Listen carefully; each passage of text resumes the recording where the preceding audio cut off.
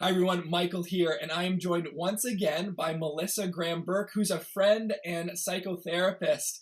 About a month ago, I had Melissa join me in this Zoom room for a conversation about how to have difficult conversations with your kids. And we honed in on the conversation about residential schools and Canada's complex origins. It was a really fantastic conversation. Thank you again, Melissa, for making yourself available. I'll put the link in the description right below this video if you would like to go and watch that after this video. Today, I have invited Melissa to come and to chat once again. And the topic that we are going to be looking at is the idea of how to have challenging conversations in light of reintegrating into society. In Ontario right now, the government is loosening restrictions. And so a lot of maybe the things that we could have done in the past before the pandemic are now becoming a reality. And what comes with that is comfort levels. And we're seeing a variety of different comfort levels as reintegration into society becomes a reality. And so I have been having conversations with friends and family about, I have a comfort level and I have sort of a pace at which I want to reintegrate, but my partner is at a totally different pace. And how do we do this well? How do we both honor where we're at, but honor where they're at as well? The second sort of scenario that I have seen in conversation is two partners, two caregivers, two parents saying, I have a comfort level when it comes to my child and their reintegration back into society, but my partner has a completely different perspective. How do we do this together? And so I think what we're doing, Melissa, is we're sort of relearning how to have really good communication and compromise and working together in this time. So I'm curious, as I've been having some conversations, is this pinging at all for you? Is this on your radar in conversations that with your friends? How is that working in your world? This is the conversation that I think my neighbors, my friend, my family is having, but also my clients. Like, this is the conversation we're all having. So I think maybe one of the first things to remember, and in, therapy world, we call this normalizing. This is normal. Everyone is having this experience of being unsure, feeling anxious still, finding old thoughts, fearful thoughts like, oh, what if, someone there spreads COVID? We've been living through a pandemic. So our minds have really been working on survival. And that has meant staying home, not socializing. And now we're all at the same time going through this transition into life again. So we're all having this very same conversation. It's normal and it's important that we don't breeze through it. So even if we're having difficulties, like we're arguing about it or we're at conflict or we have different comfort levels, that's actually the good stuff. It means we're working through it. We're not ignoring it. Mhm. Thanks for naming that, Melissa. I do think it's so key to say, if we realize that we're both coming at it from the same place, we've both been exhausted, we've both Yes. tried to balance all the layers of complexity that has come with this pandemic. Maybe it provides a little bit more compassion, and that allows us to go to these conversations and say, okay, what are we going to do as a team? So Mhm. scenario number one, if we Yeah. were to do a case study, you have a couple who living in the same house, they're operating as a unit when it comes to life together, but maybe one of them is a lot more comfortable jumping back in with friends, doing, sporting events now that that's a reality, and the other one is not. Yeah. How would you, if they were sitting in front of you, how would you go about helping them begin to have this conversation? Yeah. Yeah.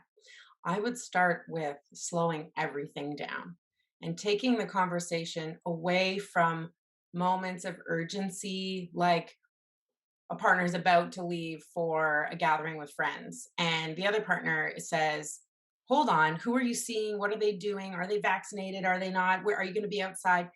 And the other person is at the door with keys in hand, ready to leave.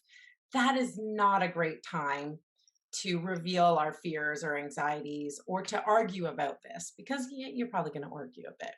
But that urgency, those moments of urgency where the decision needs to be made right now, is not very conducive to a balanced, sort of compassionate, open conversation that we want to have about this. So, my suggestion would be before you're about to leave for an event, before the rest of the summer rolls into invitations to cottages and barbecues and play dates, have the conversation now on a Saturday evening when the kids are asleep and you've both had some time to rest after the week. And you can sit together and have a calm, organized, goal setting, sort of family plan creating that you can rely on and come back to whenever you get an invitation. So you're not doing it in those urgent moments where we become frustrated with each other. We're doing it separated from that when we're calm and it's easier for us to talk. Mm. That's so good.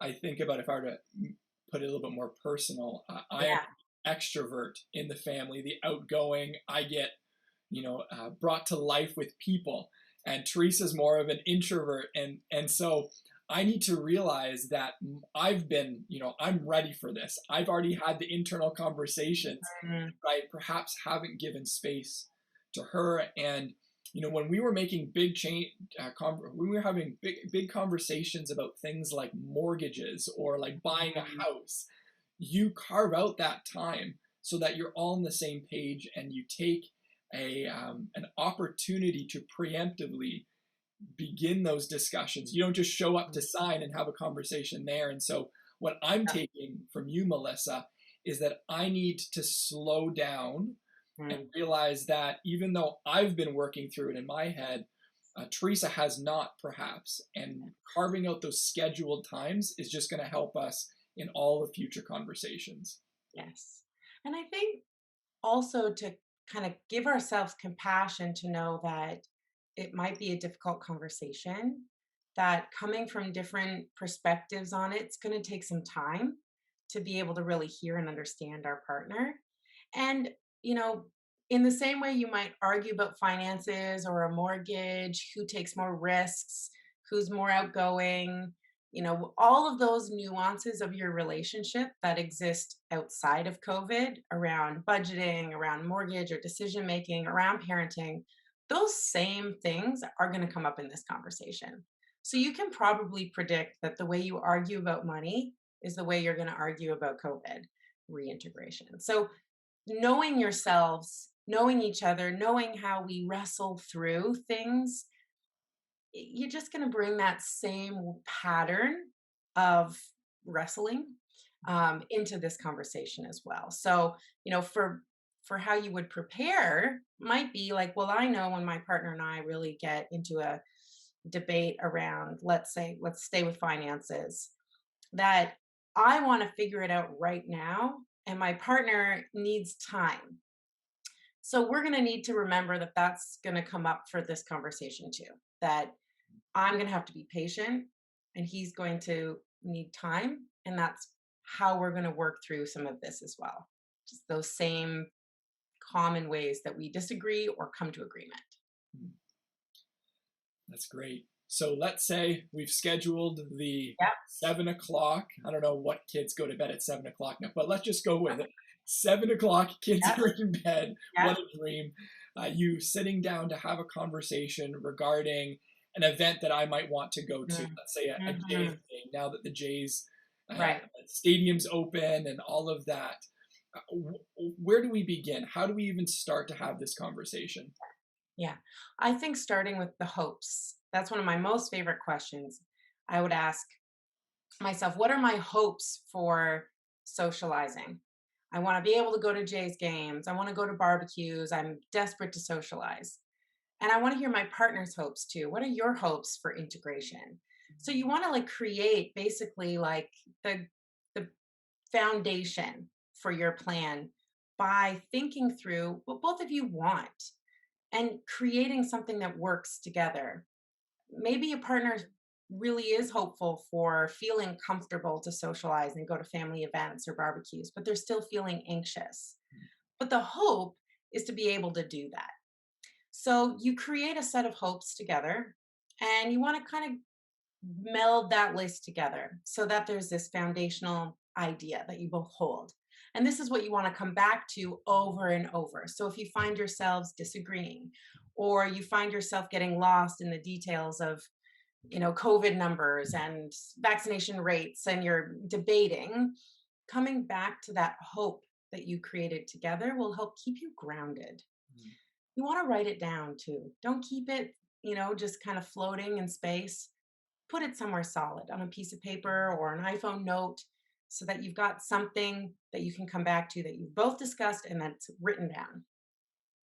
And then from there, I think the second question you want to explore together is if this is what we want to get to together, that we would both feel comfortable with, that we both be happy with, what gets in the way? What stops us from being able to have this hope become reality? And that's where you might hear about things like worry, anxiety, fears about kids getting sick, fears about, new lockdowns, things like that. And then you actually have the stuff that you can work through is those fears and uncertainties or boundaries that someone might hold. So first, you're looking at what am I hoping for? What is my partner hoping for? What is our family hoping for? And then we're naming what gets in the way of us being able to get to those hopes. Mm. Yeah, that is helpful because, for the lack of a better word, those hopes are hopeful. It Yeah, reminds us that we are together as a team moving towards those hopes, albeit maybe at a different pace. So continue on. We have these hopes. We've got some of these challenges that we need to work through. mm, How do we yeah, vulnerably, authentically, honestly, with compassion, yeah, have those conversations? yeah. So this is where now we're kind of in the sticky bits of it. So if my partner is naming, you know what, I'm just still very anxious about getting sick. And I know that let's say I've been vaccinated and the health risks are lower for me, but that anxiety remains. And if my partner says, well, you know what, I still want to socialize and I feel totally fine. At this point, now we've got our hopes. Well, we both want to be able to go out and socialize, but my partner has now named anxiety and worry as what gets in the way. So if I say, well, I don't care about your anxiety and worry, I'm going to go out to the Jays game anyway. Now I am moving away from the hopes, but I'm also hurting my partner. So it's much easier for me to be compassionate when my partner or I names the anxiety. Oh, so if I go to the Jays game, I'm going to make you feel anxious. Now I have cost my relationship something by going out and doing what I wanted and moved away from our hopes. So when we can know the roots of the hesitation or the uncertainty, it helps us bring compassion to the table, and that's where we build our compromises. So now we want to get into the nitty gritty. Our plan moves from just a set of hopes to what are we going to do if we're invited to a backyard barbecue? What do you feel comfortable with? What do I feel comfortable with? And we write it down. So now we've basically started picking away at specific scenarios. So maybe my partner says, you know what, I feel perfectly comfortable with a backyard barbecue. All right, so this gets a green light. Anytime we're invited to a backyard barbecue, we're in. We don't even need to discuss how do you feel. Like, it's like, oh, this is one we've agreed upon that we both feel really comfortable with. So we've added something to our list of yeses right away. Then let's say we go to the Jays game. We need to discuss, okay, well, how do we feel about large gatherings in these sports arenas? And we want to talk through the details. How do you feel about that? What makes you feel uncomfortable? What would make you feel more comfortable with me doing that? And we determine if this is a yes or a no for right now. And we're going to go through all kinds of things: play dates, a cottage weekend, going inside, staying over at someone else's house, going to church in person when that becomes a reality. So just brainstorming all these different scenarios and talking through each one as much as possible. And what you'll probably find is that there's a whole bunch of things that you both feel comfortable doing right away. So now we've gone away from, well, I can't do anything because my partner is afraid and I want to go do stuff. And so we're at a crossroads, sort of butting heads, to, well, actually, we have this shared hope. And now we have a list of a whole bunch of things that we both feel really comfortable doing. And then we get into our sort of third stage of figuring out those sticky ones. But before we go into that, just wanted to check in on, that list making. Yeah. Oh, this is good. It allows a baseline for these Mhm. conversations that you can return to. And I imagine that these conversations, and I know, like I've already admitted personally, Teresa and I have had these conversations, is we are going to regularly have these conversations because everything has told us that we're going to be changing as we go. And that's really great to have these baselines. So I'm going to say continue. If you've Okay. got any other tips, tools, Yeah. resources for us, go for it. Yeah. So if you get to one of these sticky spots, like let's keep using the Jays game, and my partner says, like, I'm just really scared of that particular event. And I'm basically asking my partner to not go. This is where I love this sort of little phrase that I use in couples therapy a lot, which is tolerating differences with grace. So I could fight and say, no, actually, this Jays game is really important to me and I want to be there. But now I'm creating a disconnection with my partner. So now we're going past comfort levels, backyard barbecues, and we're getting into, I'm not going to compromise because I want to do something. And I'm then making my partner feel uncomfortable or afraid. And I don't want to be there in my relationship ever. So maybe this is a place where I need to tolerate this difference with grace for my partner to say, okay, I understand that you're still afraid of this particular kind of event. And I don't want to make you feel that way. I want to have grace towards my partner and compassion. So maybe I need to hold back from those sorts of events until my partner is more comfortable. So we're going to actually hit a ceiling for some of these things where we could debate and we could argue over and over, but now I'm costing my relationship something. Now I'm maybe even hurting my partner. And maybe my partner just needs a little more time, or they need to sit with it for a while and experience some other events before they get ready or able to be there for that one. So I would say tolerating difference with grace and then naming for myself what I need to do to be able to do that. So have patience, ask lots of questions, try to understand.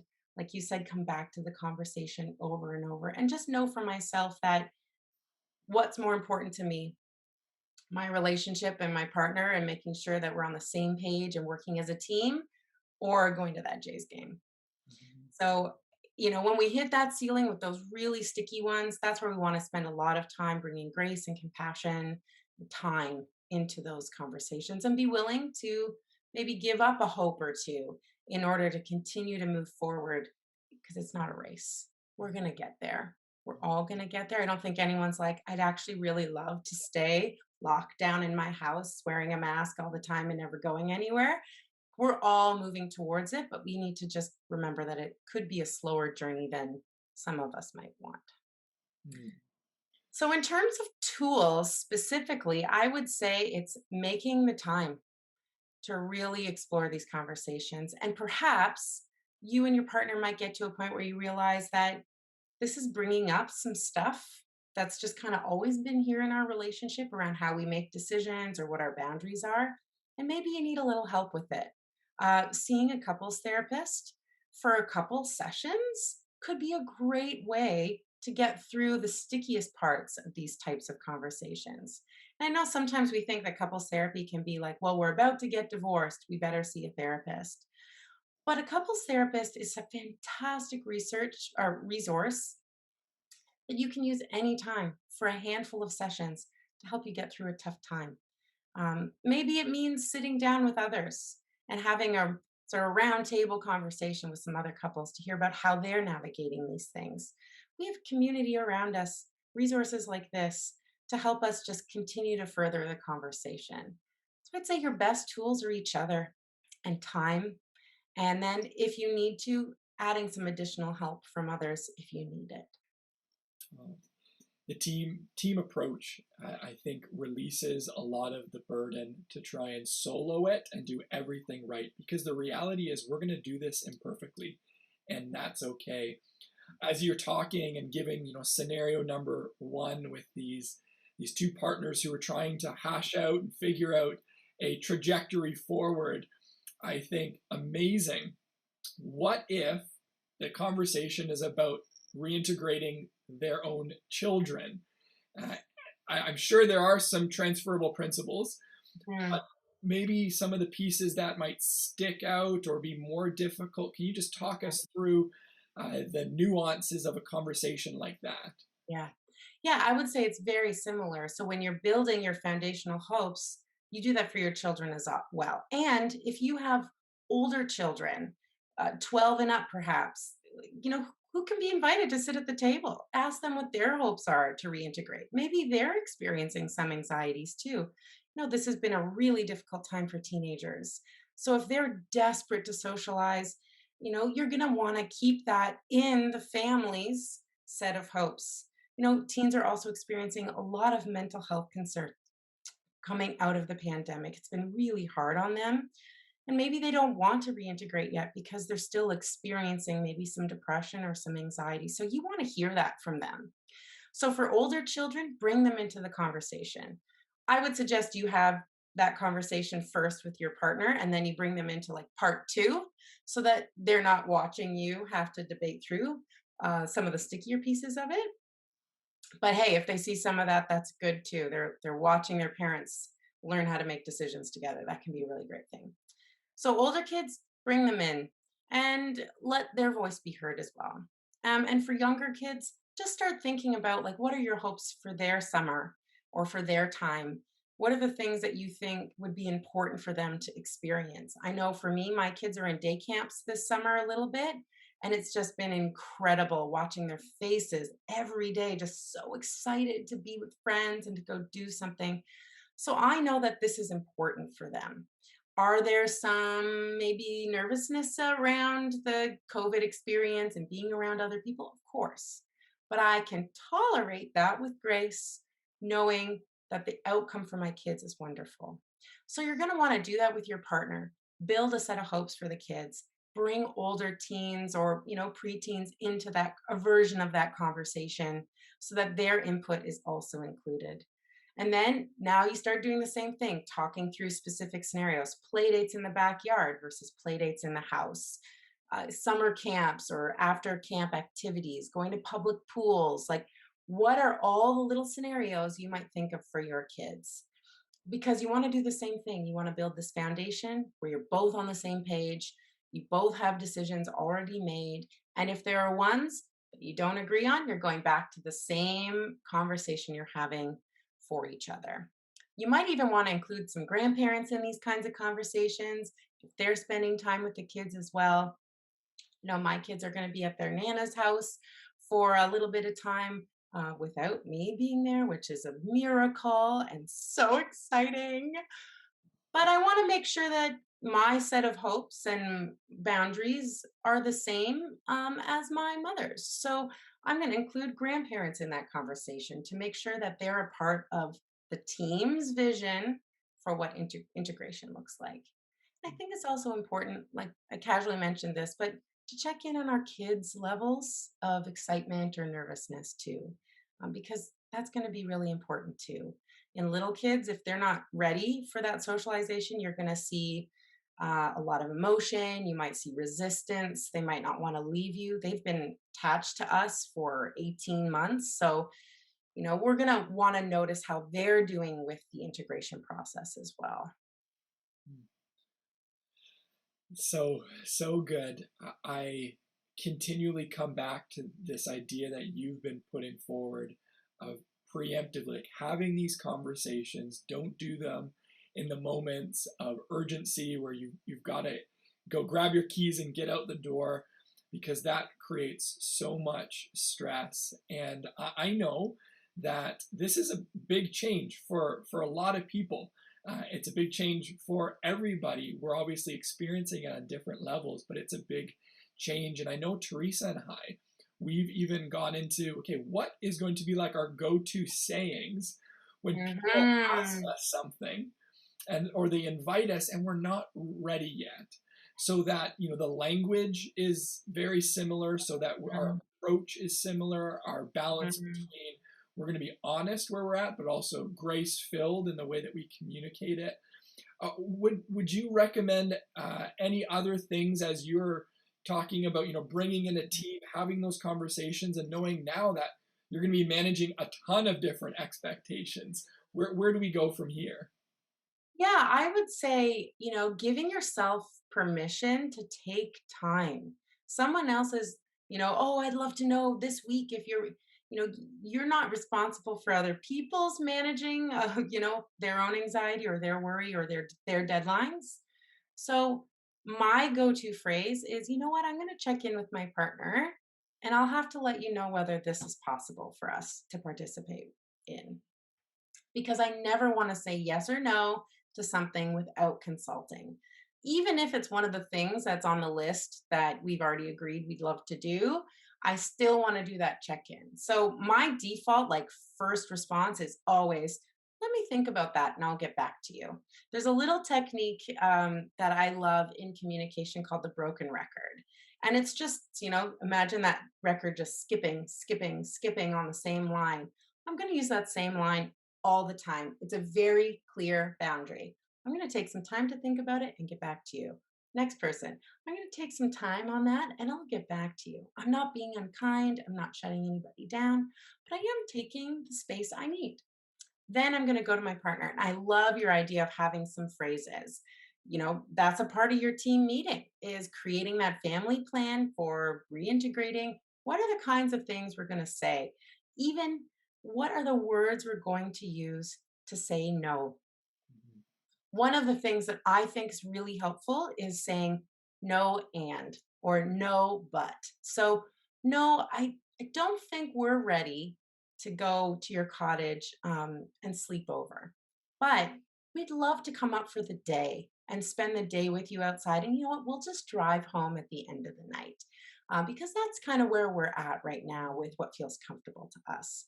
So I'm fine. I'm still sticking to my boundary of overnight cottage is not something I want to do, but I'm making a way to be relational, to socialize, to spend time together that does feel comfortable. And I'm including that suggestion. So I always include this, like, I'd love to come for a barbecue. Is there a spot outside where we could set up a picnic blanket?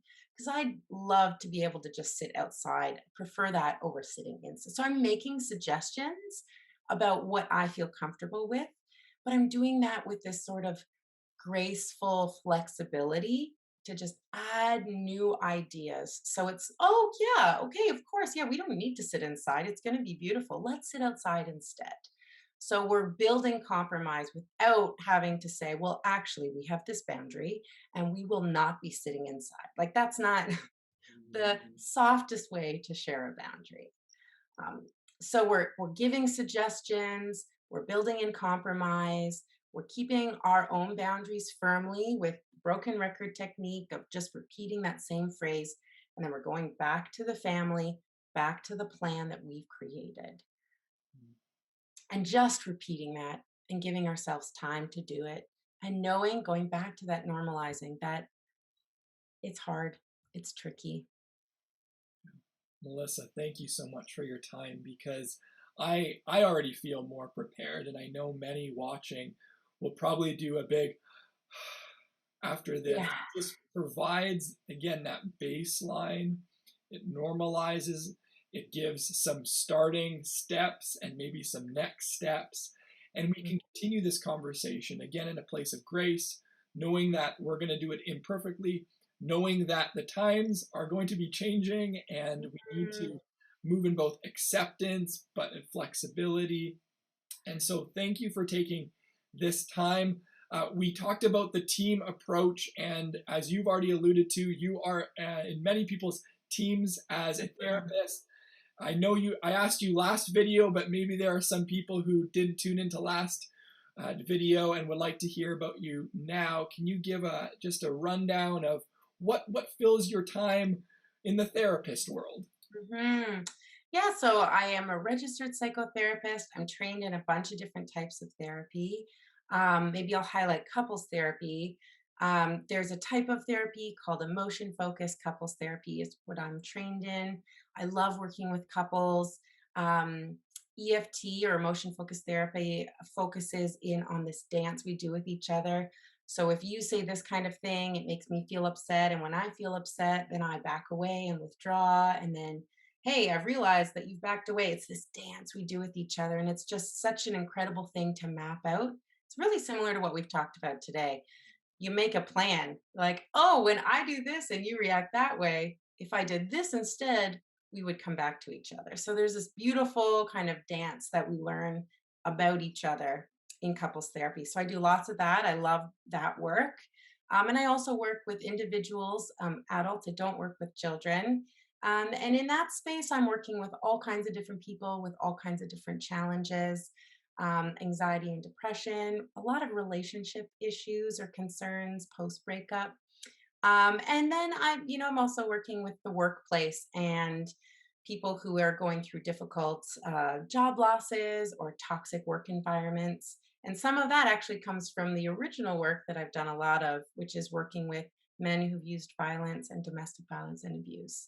Um, so I have interests that kind of fall all over the spectrum, but I find that they integrate with each other really beautifully and keeps the work really fresh and exciting. Well, Melissa, you are a gift to us, to Teresa and I, and through friendship. And this conversation has been a gift as well. So thank you again. And to everybody watching, know that it's okay to stumble through this. That's healthy. But as long as there is compassion and grace and those desire to hit on the hopefuls, we're going to be okay. So Mhm. I hope that you enjoyed it. Grace and peace to you for the rest of the day. Bye.